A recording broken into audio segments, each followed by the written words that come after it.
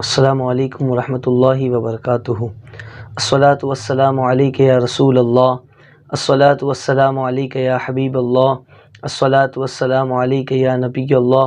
صلی اللہ تعالی علیہ وسلم۔ میرے پیارے آقا صلی اللہ تعالی علیہ وسلم کے پیارے دیوانوں، عالمی تحریک سنی دعوت اسلامی کا آج کا ہفتہ واری سنی اجتماع آپ تمامی حضرات ہیرا اسلامک چینل مہاگری تھانے پر سماعت کر رہے ہیں۔ آئیے اجتماع کا آغاز ہم نعت رسول صلی اللہ تعالی علیہ وسلم سے کرتے ہیں، آپ بغور سماعت کریں۔ ہو کرم سرکار اب تو گئے غم بے شمار، جان دل تم پر فدا اے دو جہاں کے تاجدار۔ میں اکیلا اور مسائل زندگی کے بے شمار، میں اکیلا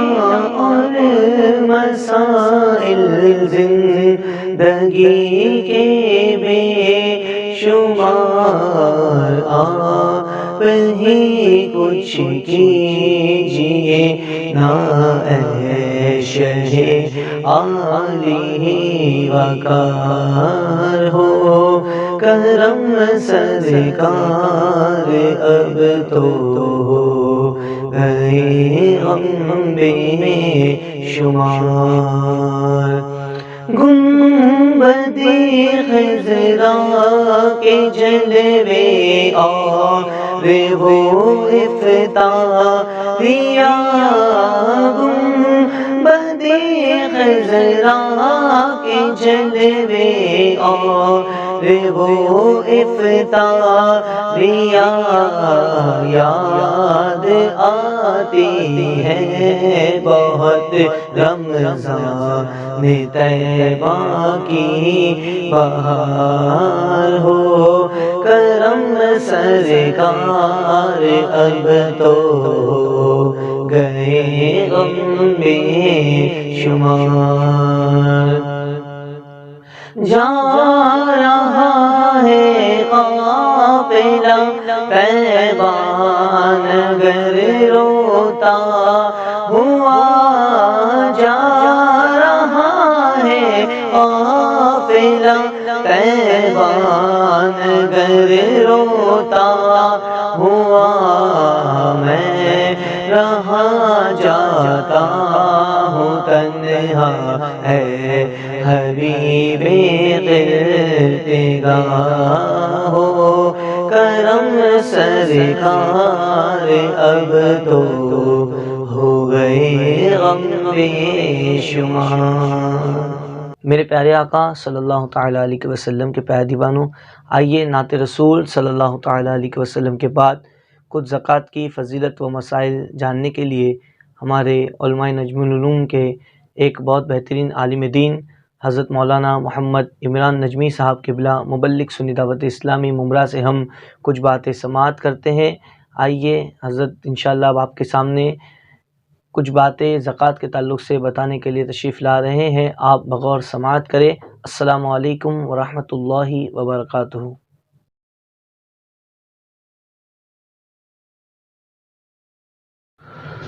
السلام علیکم ورحمۃ اللہ وبرکاتہ، نحمدہ ونصلی ونسلم علی رسولہ الکریم، اما بعد فاعوذ باللہ من الشیطان الرجیم، بسم اللہ الرحمن الرحیم، لن تنالوا البر حتى تنفقوا مما تحبون، آمنت باللہ صدق اللہ العظیم۔ الصلاۃ والسلام علیک یا رسول اللہ، الصلاۃ والسلام علیک یا حبیب اللہ، الصلاۃ والسلام علیک یا نبی اللہ، وعلی آلک و اصحابک یا نور اللہ صلی اللہ تعالی علیہ وسلم۔ شمع رسالت کے پروانوں، قرآن کریم کی جو آیت مقدسہ میں نے تلاوت کی، اللہ رب کریم کی بارگاہ میں دعا ہے کہ مجھے حق کہنے اور ہم سب کو اس پر عمل کی توفیق عطا فرمائے۔ جیسا کہ آپ جانتے ہیں کہ ماہ رمضان المقدس ہمارے درمیان سے گزر رہا ہے، اس کی برکتوں رحمتوں سے ہم مالا مال ہو رہے ہیں۔ یہ اللہ کا فضل ہے کہ اس نے ہمیں پھر یہ سال زندگی اور مواقع عطا فرمائے کہ ہم ماہ رمضان کی نعمتوں سے مالا مال ہوں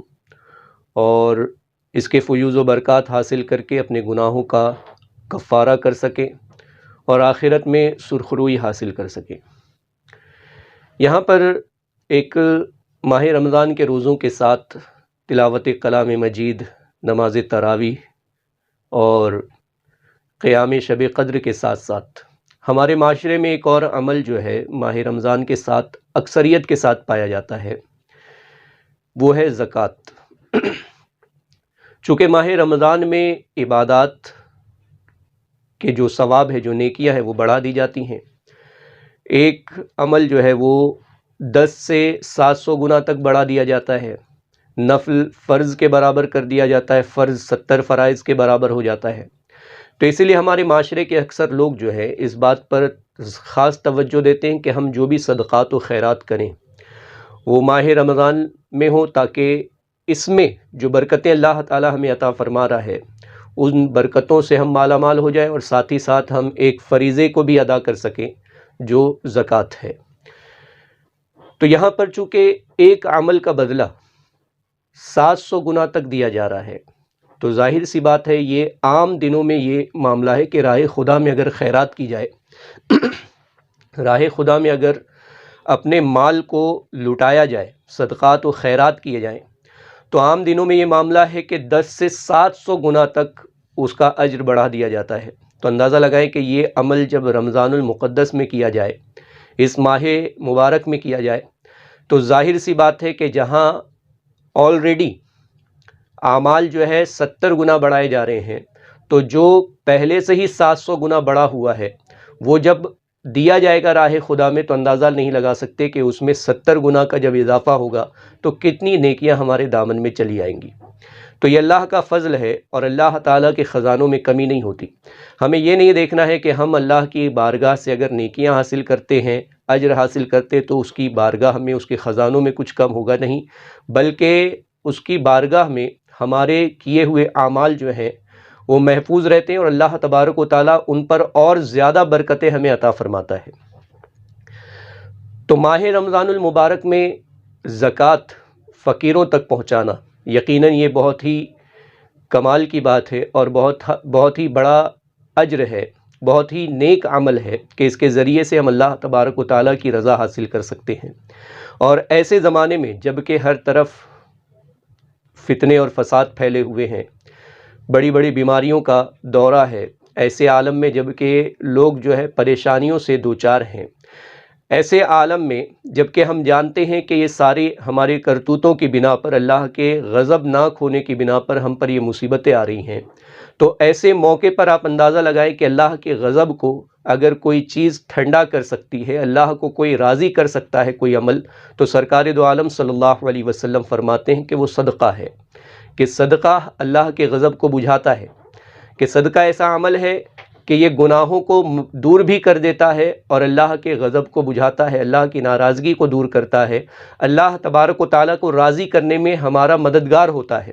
تو اندازہ لگائیں کہ جو بندہ ایسے موقع پر کہ جب کہ پرفتن ماحول ہو، بیماریاں پھیلی ہوئی ہوں اور لوگ عذاب میں گرفتار ہوں، ایسے موقع پر جب ہم اللہ کی بارگاہ میں، اللہ کی راہ میں صدقات و خیرات دیں گے، اپنے مال میں سے اسی کی راہ میں خرچ کریں گے، تو یقیناً اللہ تبارک و تعالی ہم پر مہربان بھی ہوگا، اور ایسی بیماریوں سے اللہ تبارک و تعالی ہمیں نجات عطا فرمائے گا جو لوگوں کی موت کا ذریعہ بن رہی ہیں۔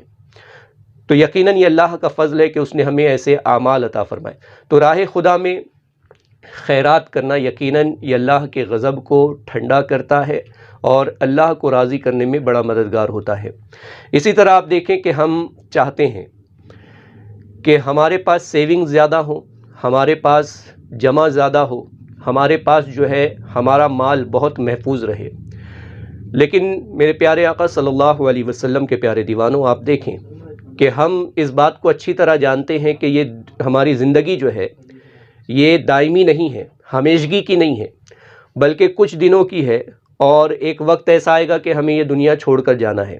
اور ایسی زندگی کی طرف جانا ہے جو ہمیشہ کی ہے۔ عالم برزخ سے ہو کر ہمیں ایک ایسی زندگی کی طرف، آخرت کی طرف بڑھنا ہے جو ہمیشہ کی ہے۔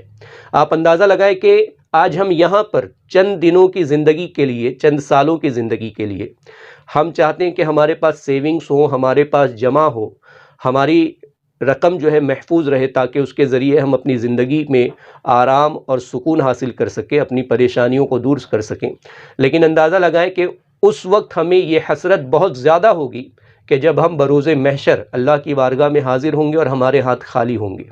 اس وقت ہم پچھتائیں گے کہ کاش ہم میدان محشر کے لیے، حشر کی خاطر، ہم آخرت کے لیے، اپنے رب کی بارگاہ میں حاضر ہونے کے لیے کچھ ایسی چیزیں جمع کر لیتے کہ جس سے آج ہمیں رسوا نہیں ہونا پڑتا۔ لیکن میں آپ کو بتاؤں کہ ایسا عمل کہ اگر ہم وہ کر لیں تو وہ اتنا ہمارے لیے بہتر ہوگا کہ ہم تھوڑا جمع کریں گے، لیکن وہ رب کی بارگاہ میں جب حاضر ہوں گے ہم، تو وہ ہمیں پہاڑ برابر بڑا کر کے ہمیں عطا فرمائے گا۔ اللہ کے پیارے رسول صلی اللہ علیہ وسلم فرماتے ہیں کہ ایک لقمہ یا ایک نوالا، اور بعض روایتوں میں آیا ہے کہ جو ایک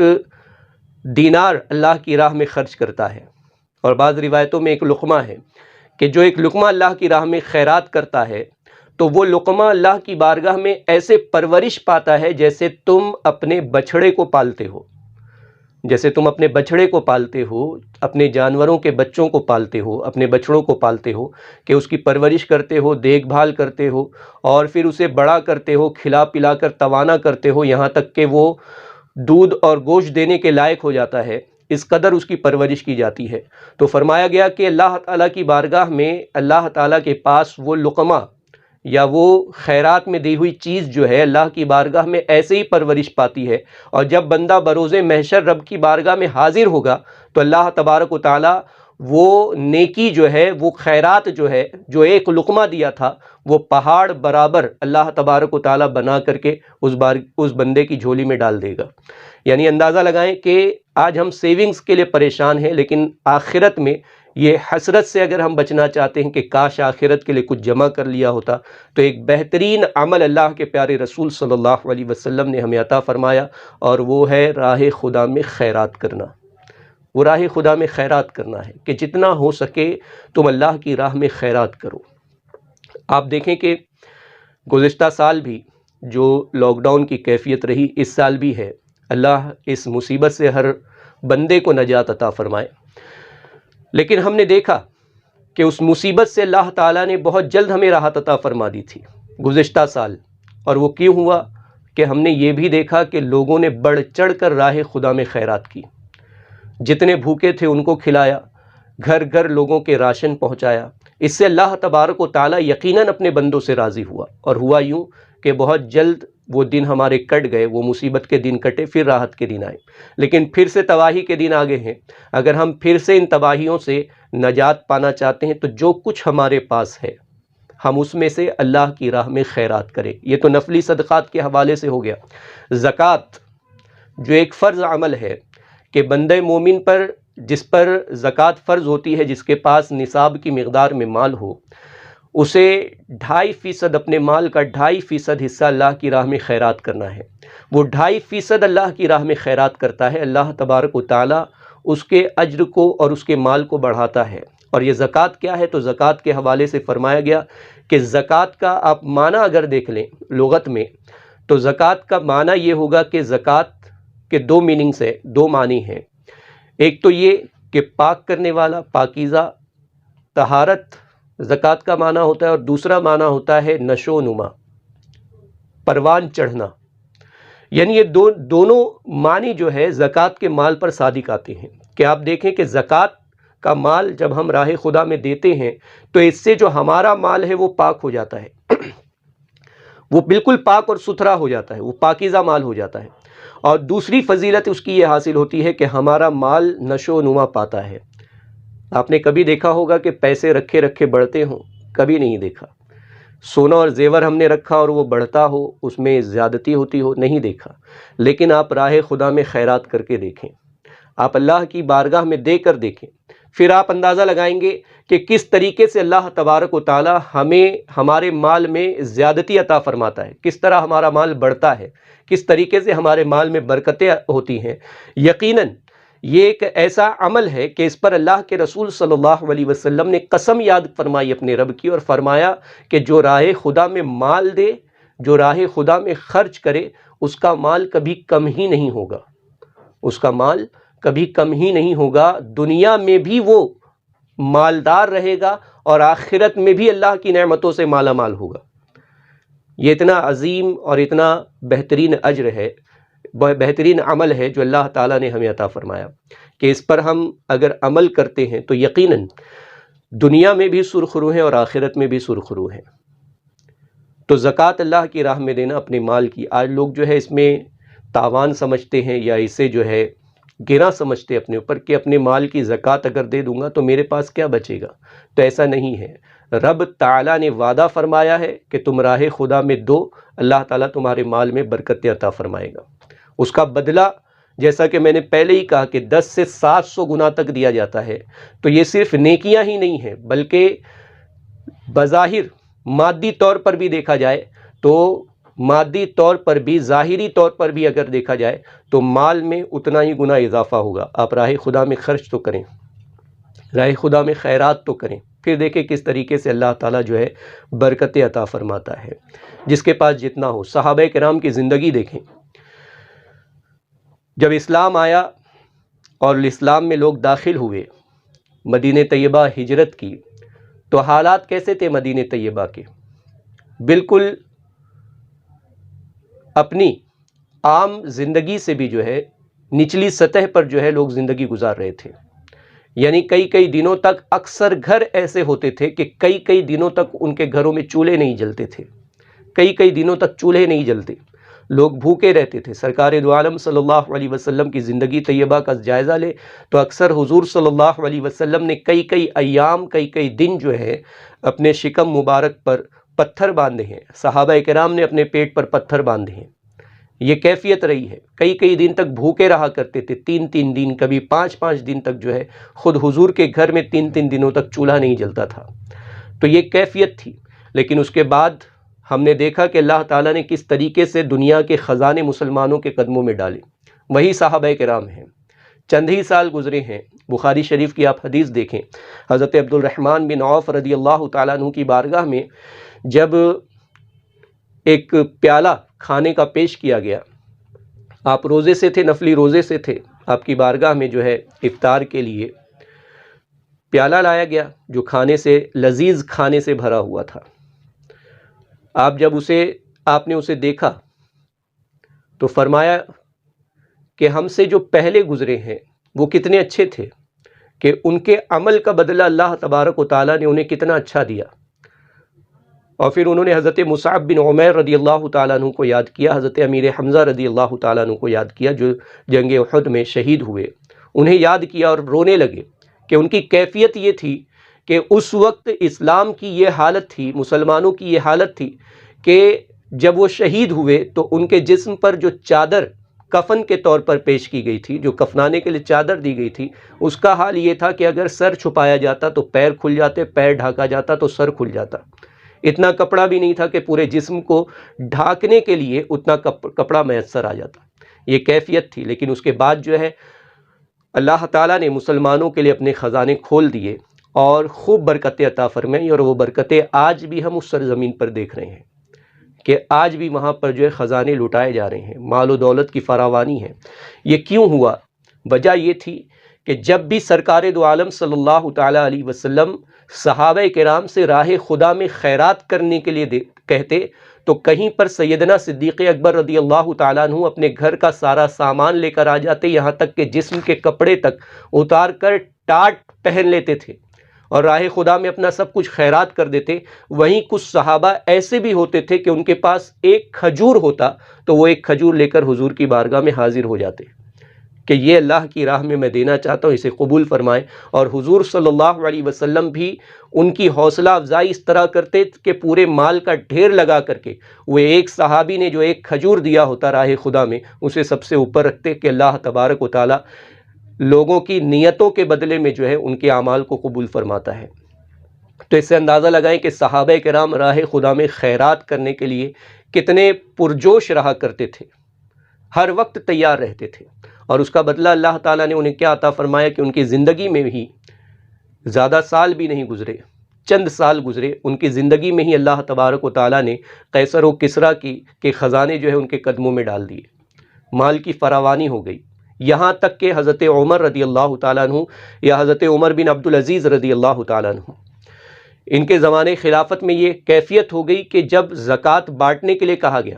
کہ اپنے ملک کی زکوٰۃ اپنے ملک کے غریبوں میں دے دو، تو یہ کیفیت ہو گئی کہ سب کچھ بانٹنے کے بعد بھی مال بچ جاتا تھا، سب کچھ تقسیم کرنے کے بعد بھی مال بچ جاتا تھا، اور لوگ جو ہے زکوٰۃ لینے والے لوگ جو ہے نظر نہیں آتے تھے کہ کسے مال دیا جائے، اس طریقے سے پریشان ہو جاتے تھے کہ ہم اپنا مال راہ خدا میں دینا چاہتے ہیں لیکن کوئی غریب نظر ہی نہیں آتا۔ اس قدر اللہ تعالیٰ نے اپنی رحمت کے خزانے جو ہے کھول دیے ہیں کہ ہر کوئی جو ہے مالدار ہو گیا ہے۔ تو یہ راہ خدا میں خیرات کرنے کی برکتیں ہیں کہ جو بندہ اللہ کی راہ میں خیرات کرتا ہے، اللہ تبارک و تعالیٰ اس کے مال میں اور اس کے رزق میں خوب برکت عطا فرماتا ہے، دنیا میں بھی اس کے لیے فائدے ہیں اور آخرت میں بھی اس کے لیے فائدے ہیں۔ تو زکوٰۃ سے یہ نہ سمجھے کہ مال کم ہوگا، بلکہ زکوٰۃ سے ہمارا مال پاکیزہ ہوگا، ہمارا رب ہم سے راضی ہوگا، اور ہمارے مال میں برکتیں بھی حاصل ہوں گی۔ اور پھر دوسری چیز آپ یہ دیکھ لیں کہ زکوٰۃ کیوں رکھی گئی؟ وجہ یہ ہے تاکہ دنیا کی محبت ہمارے دل میں پیدا نہ ہو۔ اصل مقصد ہمارا یہ ہے کہ ہم دنیا میں رہیں، مال جمع کریں، مال کمائیں، محنت کریں، خوب مالدار بنیں۔ اس سے روکا نہیں گیا کہ مالدار بننے سے کبھی روکا نہیں گیا، کبھی یہ نہیں کہا گیا کہ تم غربت والی زندگی گزارو۔ اسلام میں کہیں پر بھی یہ بات نہیں ہے کہ اپنا سب کچھ جو ہے ختم کر دو اور غربت والی زندگی گزارو، نہیں، بلکہ مال کی اہمیت پر بھی توجہ دی گئی ہے۔ تو مال کماؤ، جمع کرو، لیکن دنیا کی محبت اپنے دل میں مت رکھو، اور دنیا کی محبت دل میں نہ آئے اس لیے راہ خدا میں خیرات کرتے رہو جتنا ہو سکے۔ جو قرآن کریم میں آپ چوتھا پارہ دیکھیں، جس آیت کریمہ سے چوتھے پارے کی شروعات ہوتی ہے، لن تنالوا البر حتی تنفقوا مما تحبون، کہ تم اس وقت تک نیکی کو نہیں پہنچ سکتے جب تک کہ تم اس چیز کو راہ خدا میں خرچ نہ کرو جسے تم محبوب رکھتے ہو۔ یعنی تم نیکی کو پانا چاہتے ہو، بھلائی کو پانا چاہتے ہو، اللہ کی رضا کو پانا چاہتے ہو، اللہ کے قرب کو پانا چاہتے ہو، تو تم اسی وقت پا سکتے ہو جب تم اس چیز کو خرچ کرو گے جو تمہارے نزدیک سب سے زیادہ پسندیدہ ہے۔ حضرت عمر بن عبدالعزیز رضی اللہ تعالیٰ عنہ اکثر لوگوں میں شکر تقسیم کیا کرتے تھے، خوب شکر تقسیم کرتے۔ کسی نے پوچھا کہ حضرت کبھی کچھ اور تقسیم کر دیا کریں، ہمیشہ شکر ہی تقسیم کرتے ہیں؟ تو آپ نے فرمایا کہ قرآن نے کہا ہے کہ جو چیز تمہیں زیادہ محبوب ہے وہ راہ خدا میں خرچ کرو، مجھے شکر زیادہ پسند ہے، میں شکر راہ خدا میں خیرات کرتا ہوں۔ یعنی اندازہ لگائیں کہ جو چیز پسند ہو، جو چیز محبوب ہو، وہ راہ خدا میں خرچ کرو۔ اور پھر کیفیت خرچ کرنے کی کیسی ہونی چاہیے کہ ہمارے دروازے پر کوئی فقیر آیا اور اس نے 1 روپے مانگے، تو وہ اپنی حیثیت کے مطابق مانگ رہا ہے، کہ وہ 1 روپے اپنی حیثیت کے مطابق مانگ رہا ہے، لیکن ہمیں اپنی پسندیدہ چیز راہ خدا میں خیرات کرنی ہے تو ہم اپنی حیثیت کے مطابق دیں۔ یہ نہیں کہ اس نے 1 روپے مانگے تو ہم اسے 8 آنے دیں، اس نے 2 مانگا تو ہم 1 ہی دیں، بلکہ ہم اپنی حیثیت کے مطابق دیں کہ اگر اس نے 1 مانگا ہے اور ہم 10 دینے کی حیثیت رکھتے ہیں تو وہ دیں۔ یہ ہمارے اسلاف کا طریقہ رہا ہے، کئی محدثین کا یہ طریقہ رہا کہ ان کے دروازے پر، ایک محدث کا یہ طریقہ تھا، اللہ نے انہیں مال و دولت سے نوازا تھا، ان کے دروازے پر ایک بوڑھی آئی اور کہا کہ مجھے 1 کٹورے میں جو ہے مجھے تیل دے دیجئے، میرے گھر میں تیل ختم ہو گیا ہے۔ تو آپ نے اپنے خادم کو کہا کہ 1 من تیل اس بڑھیا کے گھر چھوڑاؤ۔ تو ان کے ساتھی نے اعتراض کیا کہ وہ 1 کٹورا تیل مانگ رہی ہے اور آپ 1 من تیل پہنچا رہے ہو۔ تو آپ نے فرمایا کہ وہ اپنی حیثیت کے مطابق مانگ رہی ہے اور میں اپنی حیثیت کے مطابق دے رہا ہوں، اللہ نے جو مجھے نوازا ہے تو میں اس کے مطابق دے رہا ہوں۔ تو یہ طریقہ ہمارے اسلاف کا رہا کہ وہ کبھی دنیا کی محبت میں نہیں پڑتے تھے، بلکہ جو ان کے دروازے پر آتا اور جتنا وہ چاہتے وہ سب دے دیتے۔ حضور سیدنا غوث اعظم رضی اللہ تعالیٰ عنہ کی زندگی مبارکہ کا جائزہ لیں، بغداد کے بڑے تاجروں میں نام آتا ہے آپ کا، بڑے بزنس مین ہیں، سمندر میں جہاز چل رہے ہیں آپ کے، مال سے لدے ہوئے جہاز، ایکسپورٹ کا کاروبار ہو رہا ہے، اتنا بڑا کاروبار ہے، لیکن چور گھر میں چوری کرنے آیا ہے تو سوائے دھول مٹی کے کچھ نہیں ملا۔ اندازہ لگائے کہ سب راہ خدا میں خیرات کر دیا اور پھر چور کو بھی خالی ہاتھ جانے نہیں دیا، اسے بھی اللہ کا نیک بندہ، محبوب بندہ بنا دیا، اللہ کا ولی بنا دیا۔ تو یہ اللہ والوں کی بارگاہ کا عالم ہوتا ہے کہ وہ ہر چیز جو ہے راہ خدا میں خیرات کرتے ہیں، ہر چیز۔ تو غوث اعظم رضی اللہ تعالیٰ عنہ اتنے مالدار تھے، اتنے بڑے تاجر تھے، لیکن کبھی آپ نے اپنے گھر میں رقم جمع نہیں کی، بلکہ سب کچھ راہ خدا میں خیرات کر دیتے۔ تو ہمارا یہ طریقہ ہونا چاہیے کہ کم از کم پورا نہ صحیح جو حق بنتا ہے وہ، اور اس سے کچھ زائد ہم اللہ کی راہ میں خیرات کریں، اور صرف ماہ رمضان میں ہی نہیں بلکہ ماہ رمضان کے علاوہ دنوں میں بھی ہمارا یہ طریقہ ہونا چاہیے کہ ہم روزانہ یا ہفتے میں یا ہر 3 دن میں یا ہفتے میں یا 15 دن میں یا پھر مہینے میں کم از کم اتنا راہ خدا میں خیرات کریں کہ جس سے ہمارا دل بھی سکون پائے اور ہم اپنے رب کی رضا بھی حاصل کر سکیں۔ اپنی حیثیت کے مطابق ہمیں اللہ کی راہ میں خرچ کرنا چاہیے۔ اللہ تعالی ہم سب کو اس کی توفیق عطا فرمائے۔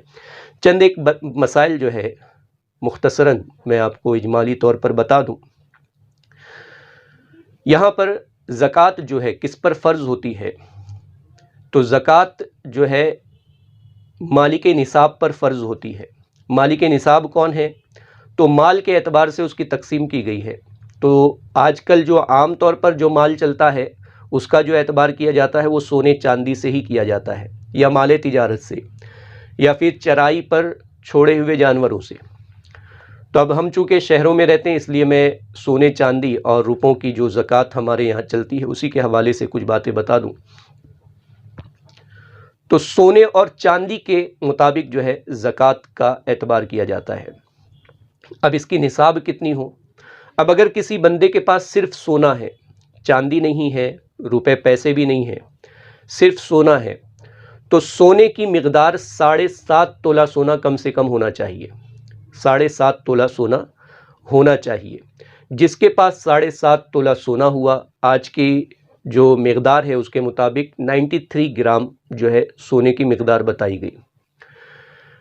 تو 7.5 تولہ سونا جس کے پاس ہو تو اس پر جو ہے زکوٰۃ فرض ہوتی ہے، اس پر زکوٰۃ فرض ہوتی ہے۔ اب زکوٰۃ کتنی دینی ہے؟ تو زکوٰۃ جو ہے اسے 2.5% دینی ہے، یعنی پورے مال کا آدھا نہیں، پاؤ نہیں، پونا نہیں، بلکہ 2.5%۔ یعنی آپ اندازہ لگائیں کہ 100 روپے پر 2.5 روپے راہ خدا میں زکوٰۃ کے طور پر نکالنا ہے۔ اب اسی سے اندازہ لگا لیں کہ ہم اللہ کی راہ میں کتنا دے رہے ہیں، کچھ بھی نہیں۔ یہ 2.5 روپے جو ہے ہمارے لیے کچھ بھی نہیں ہے۔ اگر 100 روپے پر ہم 2.5 روپے دیکھیں تو یہ کچھ بھی نہیں ہے۔ تو ہر 100 روپے پر 2.5 روپے جو ہے زکوٰۃ کے لیے نکالی جائے گی۔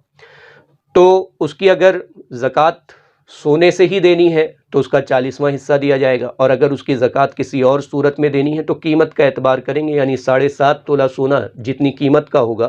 اس قیمت کے لحاظ سے اس کا 2.5% حصہ جو ہے رقم کے طور پر زکوٰۃ میں نکالا جائے گا۔ اسی طرح اگر صرف چاندی ہے، صرف چاندی ہے، تو صرف چاندی جو ہے یعنی سونا بھی نہیں ہے، روپے پیسے بھی نہیں ہے، تو صرف چاندی 52.5 تولہ ہونی چاہیے، یعنی تقریباً 600 گرام۔ 52.5 تولہ چاندی ہونی چاہیے۔ جس کے پاس 52.5 تولہ چاندی ہوگی اس پر زکوٰۃ فرض ہوگی۔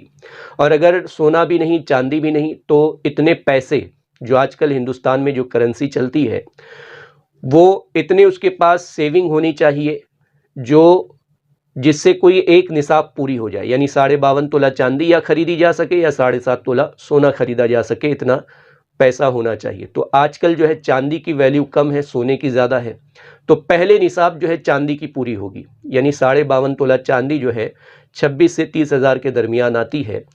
اس کی جو مارکیٹ ویلیو کم زیادہ ہوتی ہے، تو اس اندازے کے طور پر بتا رہا ہوں، تو اس کے مطابق جو ہے بندے پر زکوٰۃ فرض ہوگی۔ یہ ایک مسئلہ ہو گیا۔ اس کے بعد جو ہے دوسرا مسئلہ اس میں یہ ہے کہ اس پر سال گزرنا ضروری ہے، اس مال پر سال گزرنا ضروری ہے۔ جیسے مثال کے طور پر آج 11 رمضان المبارک ہے،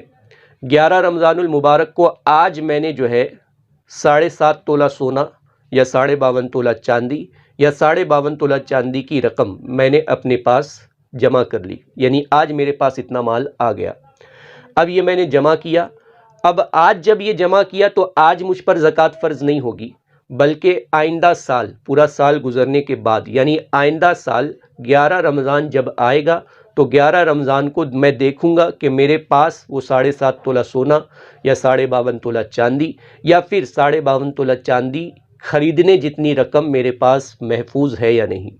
अगर साल पूरा होने पर उतनी रकम मेरे पास महफूज है तो अब उस रकम पर या उस सोने या चांदी पर ज़कात फ़र्ज़ होगी। अगर उससे कम हुआ, उससे अगर कम हो गया साल ख़त्म होने पर, तो फिर साल ख़त्म होने पर अगर निसाब से कम हो गया, यानी 7.5 तोला सोना मैंने आज लिया था, आइंदा साल जो है मेरे पास 7 तोला ही बचा और कुछ माल भी नहीं है, तो फिर वो ज़कात वाजिब नहीं होगी। 52.5 तोला चांदी मैंने ख़रीदी थी, मेरे पास 52.5 तोला की जगह जो है 50 तोला ही बची, तो ज़कात फ़र्ज़ नहीं होगी। इसी तरह 52.5 तोला चांदी खरीदने जितनी रकम मेरे पास थी, 30,000 रुपये तकरीबन मेरे पास थे, आज मेरे पास सेविंग थे, आइंदा साल जब मैंने खोल कर देखा तो उसमें से 5,000 खर्च हो चुके थे और 25,000 में मैं 52.5 तोला चांदी नहीं ख़रीद सकता, तो मुझ पर ज़कात फ़र्ज़ नहीं होगी। हाँ, अगर ख़रीद सकता हूँ तो फिर ज़कात फ़र्ज़ होगी, अगर नहीं ख़रीद सकता तो ज़कात फ़र्ज़ नहीं होगी। तो यहाँ पर ये मसला है कि साल गुज़रना ज़रूरी है, इस माल पर साल गुज़रना ज़रूरी है। इसी तरह तीसरा मसला ये है कि वो माल जो है कर्ज़ से फ़ारिग होना चाहिए, कर्ज़ से, दैन से फ़ारिग होना चाहिए। कर्ज़ से फ़ारिग हो यानी कि अब मिसाल के तौर पर मैंने आज लाख रुपए मेरे पास आ गए, आइंदा साल जो है जब उस पर ज़कात फ़र्ज़ पूरी हो रही है तो मैं देख रहा हूँ कि मुझ पर जो है पहले से 80,000 का कर्ज़ है, मुझ पर पहले से 80,000 का कर्ज़ है। अब जब मैं 80,000 अदा कर दूंगा तो मेरे पास 20,000 ही बचेंगे। अब 20,000 बचे तो 20,000 से मैं 52.5 तोला चांदी नहीं खरीद सकता, तो मुझ पर ज़कात फ़र्ज़ नहीं होगी। और अगर कर्ज़ इतना है, जैसे मिसाल के तौर पर लाख रुपए है, 50,000 कर्ज़ है, तो 50,000 देने के बाद मेरे पास 50,000 बचे और उसमें मैं 52.5 तोला चांदी से ज़्यादा खरीद सकता हूँ, तो फिर उन 50,000 पर ज़कात फ़र्ज़ होगी, उन 50,000 पर ज़कात फ़र्ज़ होगी। यानी कर्ज़ अदा करने के बाद मेरे पास अगर इतना माल बचा जिससे निसाब पूरी होती है तो ज़कात फ़र्ज़ है, और निसाब पूरी नहीं होती तो ज़कात फ़र्ज़ नहीं होगी। और इसमें ये याद रखें कि ये कर्ज़ जो है साल पूरा होने से पहले का हो, साल पूरा होने से पहले का हो। ऐसा नहीं कि 11 रमज़ान हो गए और उसके बाद जो है मैंने कर्ज़ उसके बाद लिया, 11 रमज़ान के बाद मैंने कर्ज़ लिया और फिर मैं कहूँ कि मैंने तो कर्ज़ ले लिया, अब ज़कात कैसे दूँ? तो ऐसा नहीं है। साल पूरा होने से पहले ज़कात लिया, कर्ज़ लिया तो ज़कात माफ़ हो जाएगी, यानी उस वक्त जबकि अदा करने के बाद निसाब की मिक़दार ना बचे। और अगर कर्ज़ जो है साल पूरा होने के बाद लिया तो चूँकि साल पूरा हो गया, पहले ज़कात फ़र्ज़ हो गई है, अब कर्ज़ लेना कोई उसके मानी में नहीं आएगा, उसको फ़ायदा नहीं देगा, उसको वो साल जो पूरा हुआ है तो उस माल की ज़कात उसे अदा करनी ही होगी। तो ये मसला है कर्ज़दार का, तो इसे अच्छे से याद रखें। अब ये देना किसे है, देना किन्हें है? तो देना फ़कीरों को, मिस्कीनों को है, फ़कीरों को, मिस्कीनों को। फ़कीर कौन है, शरई फ़कीर कौन है? तो शरई फ़कीर समझ लें वो है कि जिसके पास ज़कात की निसाब जितना माल नहीं है, यानी उसके पास इतना है कि वो रोज़ कमाता है, खाता है और अपनी ज़रूरियात पूरी कर लेता है, बस इसके अलावा उसके पास माल नहीं, यानी उसके पास 7.5 तोला सोना या 52.5 तोला चांदी या 52.5 तोला चांदी खरीदने जितनी रकम जो है उसके पास नहीं है, बस वो रोज़ाना कमाता है, खाता है और उसके पास ज़रूरियात ज़िंदगी के सामान हैं, घर है, कपड़े हैं, बस इतना ही है, उससे ज़्यादा उसके पास माल नहीं है, तो वो शरई फ़कीर हुआ। और मिस्कीन जो है वो है जिसके पास खाने के लिए भी कुछ ना हो, पहनने के लिए भी कुछ ना हो और रहने के लिए घर भी ना हो, न खाने के लिए रोटी हो, न पहनने के लिए कपड़ा, न रहने के लिए मकान, कुछ भी ना हो, वो बस अपना तन छुपाने के लिए चंद एक कपड़ों पर गुजारा करता हो, کھانے کے لیے وہ کئی کئی دن بھوکا رہتا ہو، ایسا شخص جو ہے مسکین ہے، تو ان لوگوں کو زکوٰۃ کا مال دیا جائے۔ ایسے فقراء جو بھیک مانگنے کے عادی ہوتے ہیں، ایسے بھکاری جو آج کل پروفیشن ہے جن کا بھیک مانگنا، ان کا پیشہ بن چکا ہے، تو ایسے فقیروں کو نہ دیا جائے، اس لیے کہ ان کے پاس جو ہے زکوٰۃ دینے والوں سے زیادہ مال ہوتا ہے۔ اکثر ایسا حال ہو جاتا ہے، اکثر ایسی کیفیت ہوتی ہے، تو ان کے پاس ہم دیکھیں گے تو ان کے بینک بیلنس بھی ہمیں ملیں گے، اچھی خاصی سیونگ بھی ہوگی، اور ان کے گاؤں دیہات میں ان کی کوٹھیاں بھی تیار ہوں گی، لیکن ان کا پروفیشن ہے بھیک مانگنا، تو بھیک مانگ کر اپنا گزارا کرتے ہیں، تو انہیں نہ دیا جائے، کیونکہ ظاہر سی بات ہے دینا فقیر مسکین کو ہے،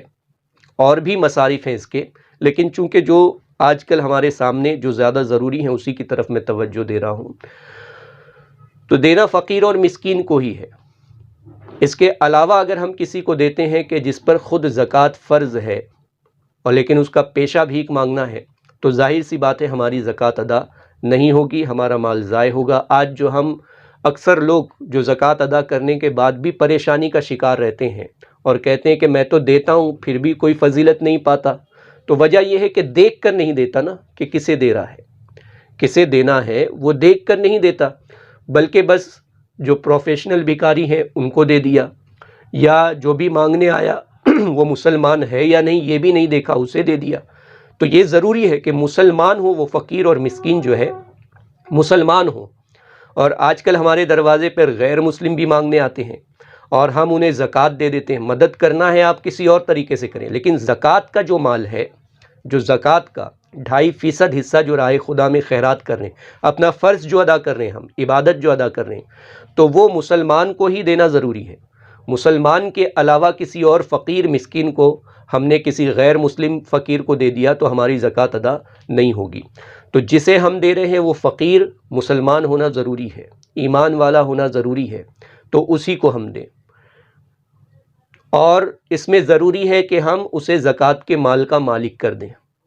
اب کوئی فقیر ہے اور ہم کہیں کہ ارے وہ فلاں کام میں اڑا دے گا، وہ فلاں کام میں اڑا دے گا، وہ گھر میں نہیں خرچ کرے گا، یا یوں ہی جو ہے فضول کاموں میں خرچ کر دے گا، لیکن اگر وہ فقیر ہے تو بہتر ہے کہ اس کے علاوہ جو زیادہ ضرورت مند ہے اس کو دیں، لیکن اگر اسے بھی ہم دیں اور وہ شرعی فقیر ہے، مسلمان ہے، تو اس کو دینے سے بھی ہماری زکوٰۃ ادا ہو جائے گی۔ تو اس میں ضروری ہے کہ ہمیں فقیر کو اپنے مال کا مالک کرنا ہے، اپنے زکوٰۃ کے مال کا مالک فقیر کو بنانا ہے، یعنی اس کے ہاتھ میں ہمیں دینا ہے۔ زکوٰۃ کی نیت دل میں ہو، بھلے سے ہی ہم زبان سے تحفہ کہہ کر دیں یا عیدی کہہ کر دیں یا اور کوئی چیز کہہ کر دیں، لیکن زکوٰۃ کی نیت دل میں ہو، اور اس کو مالک بنائیں ہم، یعنی اس کے ہاتھ میں دیں کہ یہ مال آپ کا ہے، یہ چیز، یہ تحفہ آپ کا ہے، یہ رقم اب آپ کی ہے، یہ کپڑا اگر ہم زکوٰۃ میں کپڑا دے رہے ہیں تو یہ کپڑا آپ کا ہے، اناج دے رہے ہیں تو یہ اناج آپ کا ہے، تو اس کو مالک بنائیں۔ آج کل لوگ کیا کرتے ہیں، کوئی بیمار ہے تو اس کی دوا کا پیسہ دے دیے زکوٰۃ میں اور سمجھتے زکوٰۃ ادا ہو گئی، تو اس سے بھی زکوٰۃ ادا نہیں ہوگی، کیونکہ ہم نے اسے مالک نہیں بنایا۔ علاج کے لیے ہمیں پیسہ دینا ہے، تب بھی ہمیں اسے یا اس کے گھر کا جو ذمہ دار ہے، وہ بھی فقیر اگر ہے، شرعی فقیر ہے، حقدار ہے، مستحق ہے، تو اسے مالک بنا دے اور کہہ دے کہ یہ رقم میں نے دی ہے، آپ اس کے مالک ہیں، اسے لے لے اور اس کے علاج میں خرچ کریں۔ ہماری تمنا یہ ہے کہ آپ جو ہے فلاں کے علاج میں جو ہے اس مال کو خرچ کریں، تو اس طریقے سے ہماری زکوٰۃ بھی ادا ہو جائے گی اور مریض کا علاج بھی ہو جائے گا۔ لیکن ہم ڈائریکٹ جا کر کے ہاسپٹل میں اس کا بل پے کر دیں زکوٰۃ کے مال سے، تو یہ مالک کرنا نہیں ہوگا اور اس سے زکوٰۃ ادا نہیں ہوگی۔ تو اس بات کا بہت خیال رکھیں۔ زکوٰۃ میں یہ بات یاد رکھیں کہ اپنے مال کا 2.5% ہمیں دینا ہے،